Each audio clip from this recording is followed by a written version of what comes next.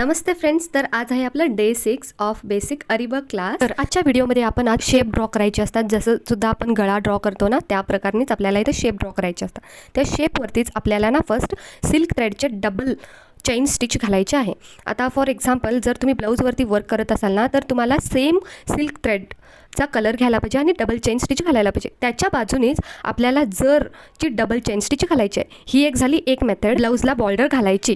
दुसरी मेथड आपण इथं पिको स्टिचसुद्धा करू शकतो। जसं मी जरनी पिको घातलेली आहे ना तसं तुम्ही पिको तुमच्या ब्लाऊजच्या गळ्याच्या नुसार तुम्ही पिको स्टिच घालू शकता।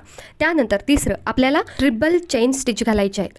काचं सुद्धा उत्तर सांगेन। तेव्हा सुद्धा आपण डबल चेन स्टिच घालतो ना त्या टाईमला त्याच्या साईडने आपण मनी वगैरे घालायचं वगैरे काही पण असं वर्क करतो त्या टाईमला आपल्याला ती जरच दिसणार नाही आणि आपल्याला स्टिचिंग करताना आणि कटिंग करताना खूप प्रॉब्लेम क्रिएट होतो। आणि मी काही इथं तुम्हाला पिक्चर शो करते, तिथं सुद्धा तुम्ही बघा। मी हे ना पहिला स्टार्टिंग मिस्टेक केलेलं होतं, तुम्ही सुद्धा ह्या मिस्टेकमधून शिका। मी सुद्धा शिकलेली आहे म्हणून तुम्हाला सांगते। त्यानंतर आपल्या इथे पिको स्टिच। तर पिको स्टिच आपण जेव्हा सुद्धा घालतो ना तीच एक मोठी बॉर्डर होऊन जाते, तर त्याच्या बाजूने आपल्याला असं यू शेपमध्ये वगैरे आपण असे मनी वगैरे घालून केलं ना खूप सुंदर दिसतं। त्यानंतर ही सिल्क आणि जरची तर खूपच कॉमन आहे। तर आजच्या क्लासमध्ये बॉर्डर बद्दल तरी क्लिअर झालंच असेल, तर हे बेसिक बॉर्डरसाठी होतं। जर तुम्हाला ह्याच्यामध्येच ॲडव्हान्स शिकायचं असेल ना तर माझ्या चॅनलला सबस्क्राईब करून घ्या। त्या क्लासेसमध्ये ॲडव्हान्स पेंटिंग, अरीवर्क विथ पेंटिंग एक्सेट्रा असं सगळं होणार आहे। जर तुम्हाला फ्युचरमध्ये अरीवर्कमध्ये खरंच काहीतरी करायचं असेल तर माझ्या चॅनलला सबस्क्राईब करून घ्या।